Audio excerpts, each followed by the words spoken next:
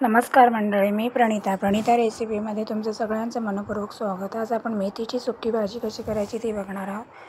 त्यासाठी इथे मेथी घेतलेली आहे, ती धुवून चिरून घेतलेली आहे स्वच्छ. कांदा, टॅमॅटो, मिरची, लसूण वगैरे. त्यानंतर इथे कढई ठेवूया, त्याच्यामध्ये तेल गरम व्हायला ठेवलं आहे. त्यात भरपूरसा लसूण घातला आहे. लसूण मेथीच्या भाजीमध्ये खूप चांगला लागतो. त्यानंतर आपण घालूया मिरची. हे मी उभे चिरलेले आहेत मिरची, कारण मेथी ग्रीन, मिरची पण ग्रीन, त्यामुळे ते समजत नाही मिरची आणि बारीक बारीक कापले की, म्हणून थोडे लांब लांब कापून टाकलेत. माझी मुलं खाणार आहेत म्हणून. थोडी हिंग घातली आहे.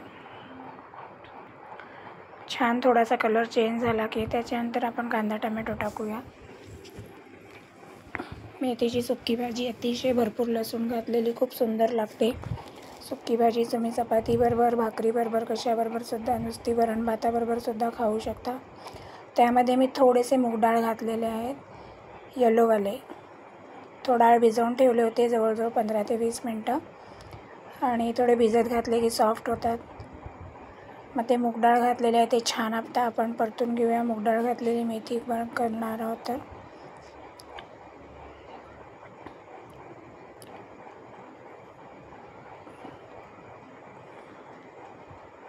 छान परतून झाल्यावर मग त्यामध्ये आपण कांदा,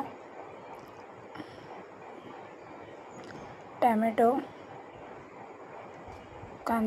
घालणार आहोत. आणि कांदा टॅमॅटोसुद्धा छान आपल्याला थोडासा सॉफ्ट होईपर्यंत परतून घ्यायचा आहे. त्यानंतर त्यामध्ये आपण थोडे बेसिक मसाले घालूया.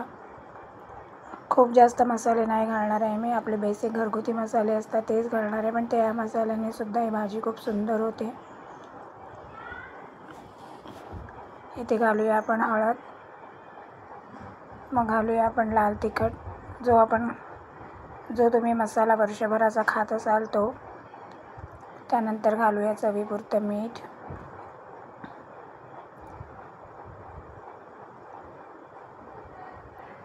आणि सगळे मसाले छान आता आपण एकत्र करून घेऊया. छान मसाले भाजून घेऊया, म्हणजे डाळ पण थोडी आपली भाजली जाईल.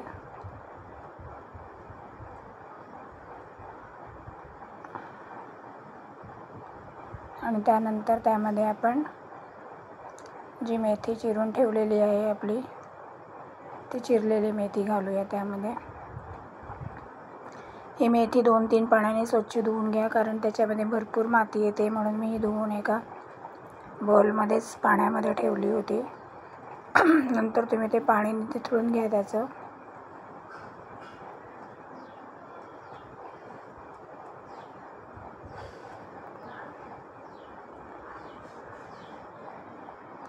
त्यानंतर सगळी भाजी खालून वर छान एकजीव मिक्स करून घेऊया, म्हणजे सगळे कांदा, टॅमॅटो, मूग सगळे मसाले छान मेथीला लागले जातील.